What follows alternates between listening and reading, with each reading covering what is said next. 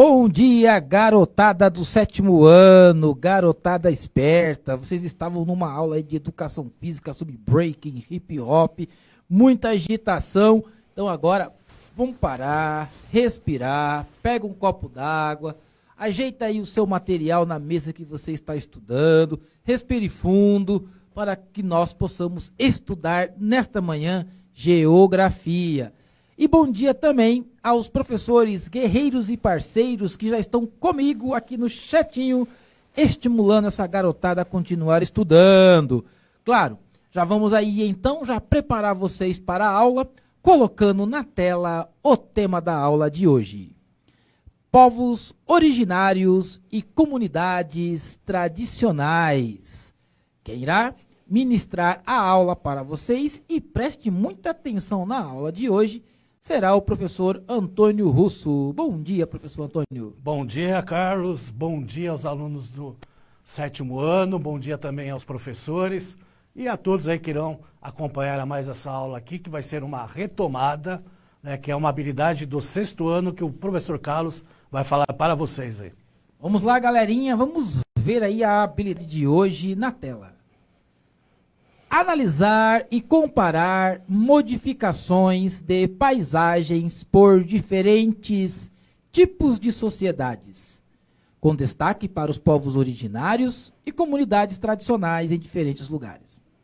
A unidade temática será o sujeito e o seu lugar no mundo, e o objeto de conhecimento, a identidade sociocultural. Legal? E se você quer saber aí qual é a maior comunidade quilombola do Brasil e quais são suas tradições, fique aí prestando bem atenção no vídeo.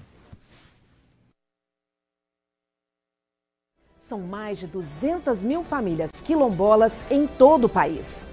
E a equipe de reportagem da redação da NBR foi conhecer uma comunidade em Cavalcante, município de Goiás, a 300 quilômetros de Brasília, e mostra para você os Calungas.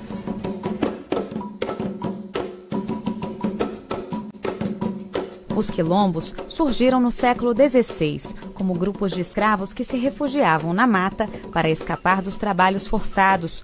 Formado há 300 anos no norte de Goiás, os Calungas são a maior comunidade quilombola remanescente do Brasil. Até o início da década de 80, muitos deles ainda duvidavam do fim da escravidão. Os fazendeiros colocavam uma imagem negativa na cabeça das pessoas, principalmente aqueles mais velhos, né, para não aceitar se identificar com quilombola, né? Que ia voltar à escravidão e tal. Nos últimos 30 anos, o quilombo sofreu transformações. As cabanas de palha foram dando lugar às casas de alvenaria, mas ainda há o que melhorar. O Quilombo Calunga abriga mais de 8 mil pessoas. Metade das famílias recebem o Bolsa Família, mas muitos ainda estão em situação de extrema pobreza. O artesanato e a tecelagem são fontes de renda para as mulheres da região. Não é só aqui, essa tecelagem está em todo o sítio histórico. O Calunga está sendo reativado, a tecelagem. Tradicionalmente, os calungas plantavam para o próprio consumo. Hoje, esses alimentos são vendidos para a Companhia Nacional de Abastecimento, a CONAB. Em seguida, eles são transformados em merenda escolar. Antes da gente ter essas oportunidades, a gente já produzia, né? Mas era mais pouco, porque a gente não tinha quem comprava o excedente. E hoje, além da gente come, né, uma coisa puro, e o excedente a gente está vendendo e colocando um dinheirinho no bolso para comprar um sapato, comprar uma roupa, comprar um remédio, até e dar uma passeadinha em algum lugar, se caso precisar, né? Outra ação do governo federal no Quilombo Calunga foi a construção de 157 casas. Às vezes pessoas pensam assim, mas os quilombolas não podem mudar a característica, né? Mas não, pode sim, pode mudar de melhor para melhor, né? Do pior para melhor. Ter uma casinha boa não é mudar a característica, não, né? Não é mudar perder sua identidade de ser quilombola, não, é o contrário. Ser quilombola, ele se sente feliz de ser quilombola, mas também tendo o direito de ser cidadão brasileiro, como qualquer cidadão merece também ter uma vida digna, né?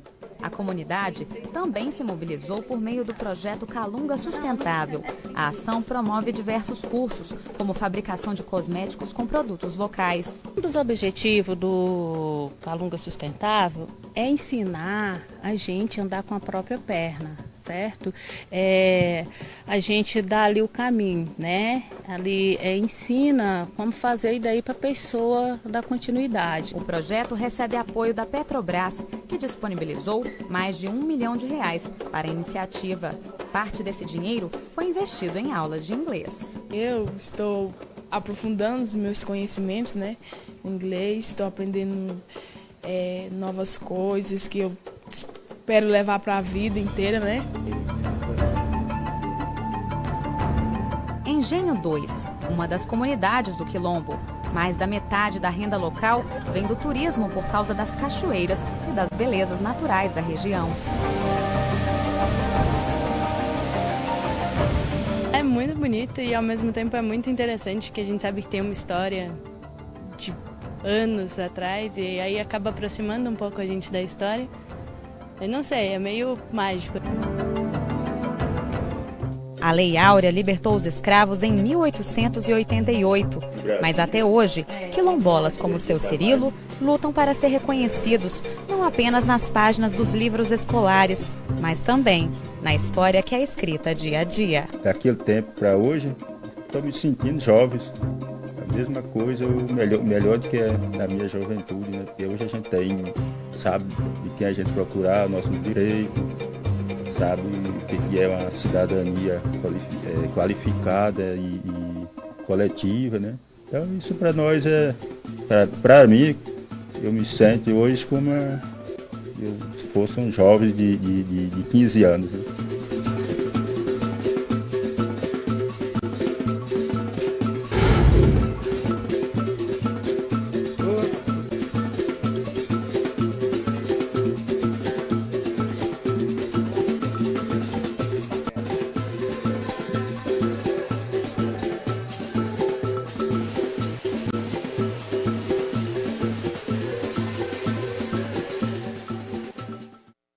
Isso aí, né?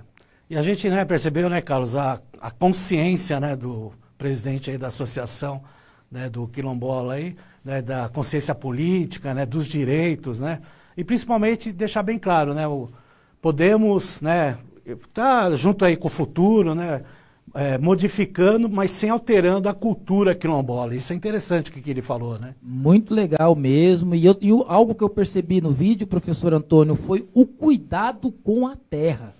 Exatamente. O cuidado com a terra. Ou seja, você percebe ali que você tem diversos problemas sociais, você tem uma luta histórica dessas comunidades por direitos, você tem um avançar da consciência sobre os seus próprios direitos, e você vê que a felicidade deles é plantar, é viver, é colher, é ter ali, como o rapaz falou lá, aquela renda para poder vestir, viajar, aproveitar. Ou seja, dignidade, não é verdade? Professor? Exatamente. E, logicamente, né, os povos e comunidades tradicionais, eles têm, né, uma lei por detrás deles para preservar, né, a originalidade deles e a cultura deles. Então, vamos aí acompanhar na tela. Então, nós temos aí o decreto 6.040 de 2007, que fala: grupos culturalmente diferenciados e que se reconhecem como tais, possuem formas próprias de organização social e ocupam e usam territórios e recursos naturais como condição para sua reprodução cultural, social, religiosa, ancestral e econômica, utilizando conhecimentos, inovações e práticas gerados e transmitidos pela tradição. Então, nós temos aí um decreto, né, que favorece, né, principalmente essa questão de terra, né, a manutenção, né, essa questão de passar de pai para filho, né, como se costuma fazer nessas culturas tradicionais que nós temos aqui no Brasil. Tá certo? Vamos dar mais uma olhada aí na tela sobre o decreto. Né, espaços necessários à reprodução cultural, social e econômica dos povos e comunidades tradicionais, sejam eles utilizados de forma permanente ou temporária. Então é importante retratar isso, né? De forma permanente ou temporária, a utilização da terra, né? Como o professor Carlos falou, né? No vídeo mostrou bem claro, né? Que a necessidade do uso da terra é de suma importância para essas comunidades tradicionais que nós estudamos aqui, né, no Centro de Mídias e que vocês estudam aí também na escola. Vamos lá para a próxima tela. Ele vai falar aí sobre os quilombos, né? Então, são terras ocupadas por remanescentes das comunidades dos quilombos utilizadas para a garantia de sua reprodução física, social, econômica e cultural. No artigo 2º do Decreto 4.887 de 2003, remanescentes das comunidades dos quilombos, os grupos étnicos raciais, têm a trajetória histórica, a ancestralidade negra e é relacionado à resistência e à opressão histórica, que até o professor Carlos também citou aí como referência. Então, essa relação aí das comunidades quilombolas, né, vinda aí, né, da escravidão, né, a questão aí do processo, né, que se continuou, né, e o direito à utilização do uso e do fruto dessa terra, tá certo? Vamos lá para a próxima tela, que aí a gente vai ver também a questão aí dos quilombolas, né? Então nós temos aí, né, o famoso Quilombo dos Palmares, né, que é símbolo da resistência, né? Então tem uma imagem atual, né? Esse quilombo aí, ele localiza na Serra da Barriga, né? Na época da colonização era a capitania de Pernambuco e hoje pertence aí à município União dos Palmares, que fica no estado de Alagoas. Então a gente observa do lado esquerdo o mapa, né? Mostrando aí, né, a extensão do Quilombo dos Palmares, como é bastante extenso, e relacionando aí, né, com a resistência, né, dos escravizados na época da colonização, tá certo? Quer falar alguma coisa, professor Carlos, sobre a questão do Quilombo dos Palmares? Se tornou aí, o Palmares se tornou o maior símbolo de resistência aí à luta à escravidão. Na aula de geografia, né, é uma revisão hoje, mas nós, professor Antônio, já estamos dando um spoiler aí das aulas de história do 7º ano, do 3º bimestre, que nós daremos muita ênfase a essa questão da escravidão e da luta do escravizado e das lutas históricas dos descendentes aí, dos afrodescendentes. Então, o Quilombo é uma comunidade, mas foi uma comunidade que se organizou através da luta de resistência, ou seja, a liberdade, a luta pela liberdade. Exatamente. Nada mais justo do que manter, né, as famílias, né, vindo aí dos ancestrais que mantiveram essa terra aí. Então, nada melhor do que, através de uma lei, né, ter essa obrigatoriedade do Estado e manter essas terras com os próprios donos dessas terras aí. E por falar nessa questão de comunidades, quilombolas, da distribuição das terras nos países, vamos ver aí um mapa mostrando aí a distribuição das comunidades quilombolas. Então, certificadas são em torno de 2.600 quilombos. Tem a certificação aí da Fundação Palmares, né? Então, a concentração maior está no estado da Bahia e do Maranhão, que tem lá mais de 500 comunidades aí quilombolas, né? Tem o estado de Minas Gerais e o estado do Pará, que vem logo em seguida.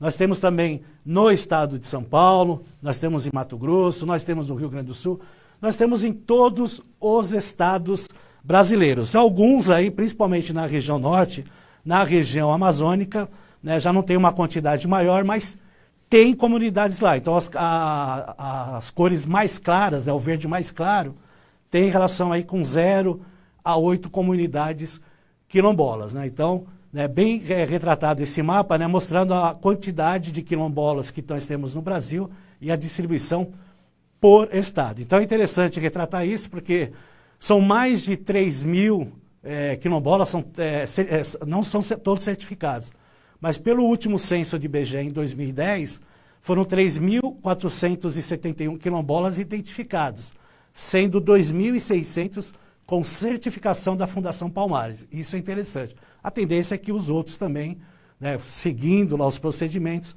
tenham também esse certificado de comunidade quilombola, que é importante, né, e aí se resguarda aí alguns problemas de invasões e outros problemas aí de terras que acontecem aqui no Brasil. Vamos lá para a próxima tela.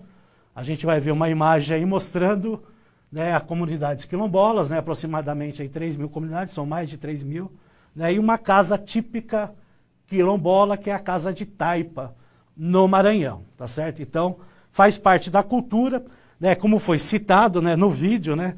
Pode-se ter essas modificações modernas, como a gente fala, mas sempre prevalecendo a cultura quilombola, né, nessas regiões aí, nessas comunidades quilombolas, que aí a gente acaba aprendendo aí em geografia, em história, que é assunto importante e nunca deve ser deixado de falar em qualquer ano de ensino fundamental e até nas séries do ensino médio, certo, professor? Devemos estar sempre reforçando, professor Antônio, porque, acima de tudo, a aula produz consciência, cidadania, para essa galerinha aí que está crescendo. Galerinha, se liga aí na aula e na atividade, porque agora é hora de vocês colocarem os dedinhos no teclado. Na tela, a atividade como interação. Na cidade em que você mora, existe alguma comunidade tradicional? Em caso afirmativo, cite a cidade e a comunidade tradicional. Olha que legal aí essa atividade de reconhecimento aí das comunidades tradicionais.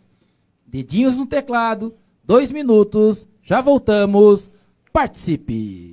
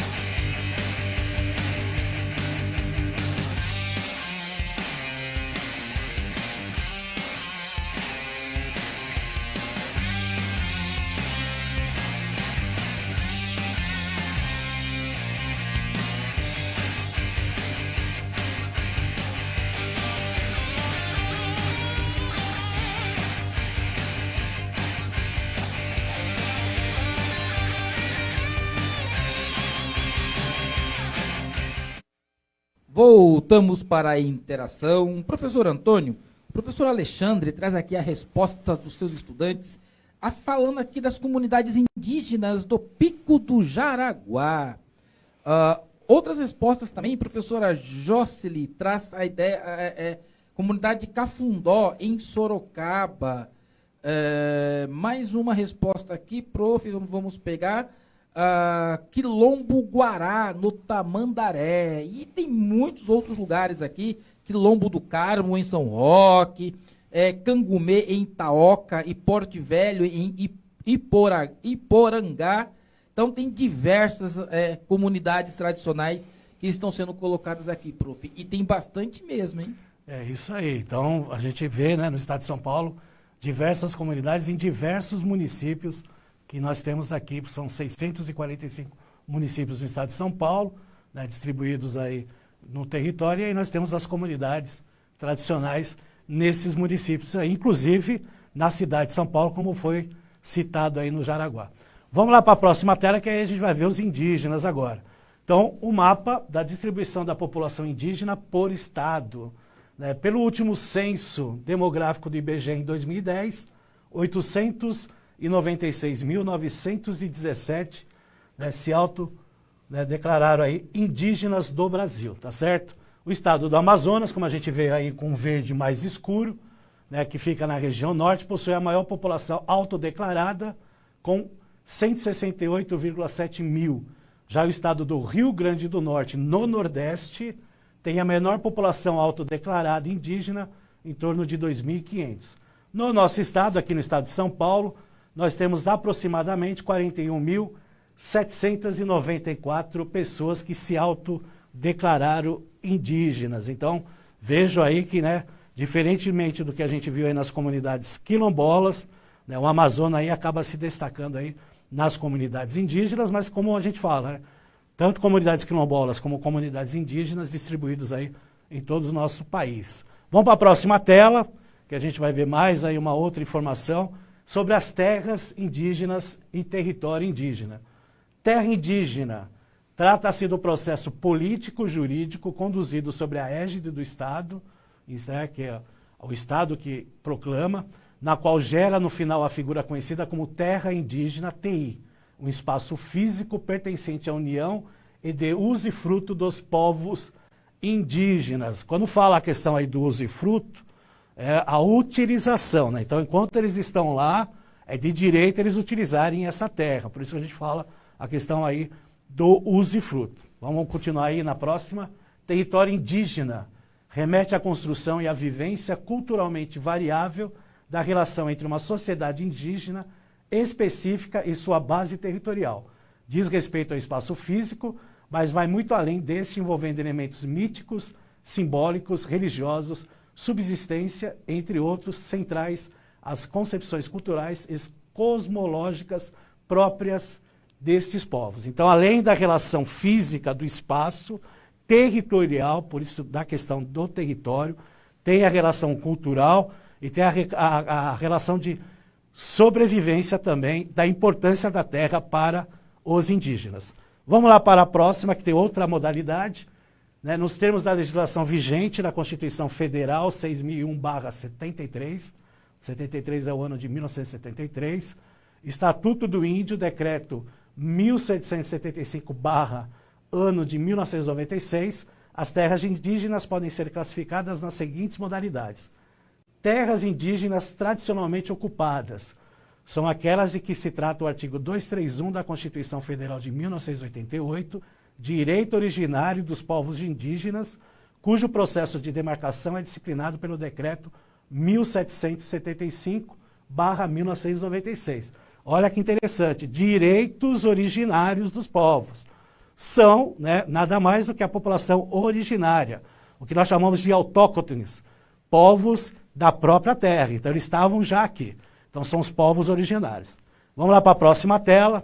A gente vai ver aí também a questão aí, de acordo com a Constituição Federal vigente, os povos indígenas detêm o direito originário e usufruto exclusivo sobre as terras que tradicionalmente ocupam.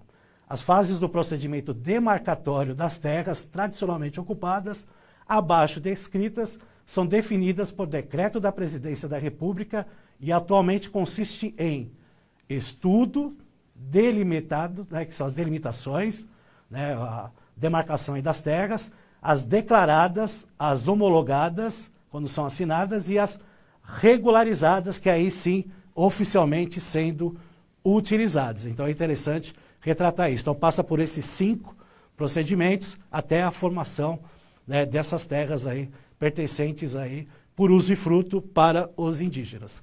Vamos lá para a próxima tela, que aí a gente vai ver comunidades quebradeiras de coco babaçu, Vamos ver uma outra comunidade tradicional, localizada no Pará, Tocantins, Maranhão e Piauí. As atividades é a coleta de coco do babaçu, que aí beneficia óleo, sabão, farinha, coleta de alimentos na mata, roçado e criação de pequenos animais. Lutam pelo livre acesso aos babaçuais, tem a ameaça do cercamento do território por fazendeiros e grileiros e avanço do agronegócio, e se organizam através de associação, cooperativas, entre outros, que é importante retratar isso aí. Vamos lá já para a próxima tela, que já está terminando a aula.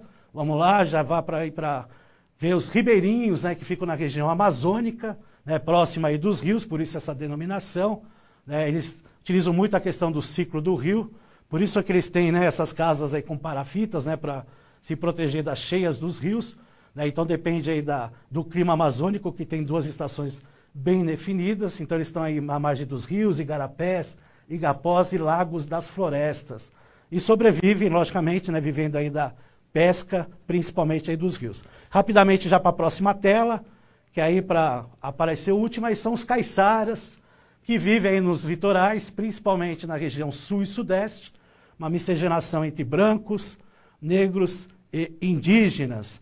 Tá certo, pessoal?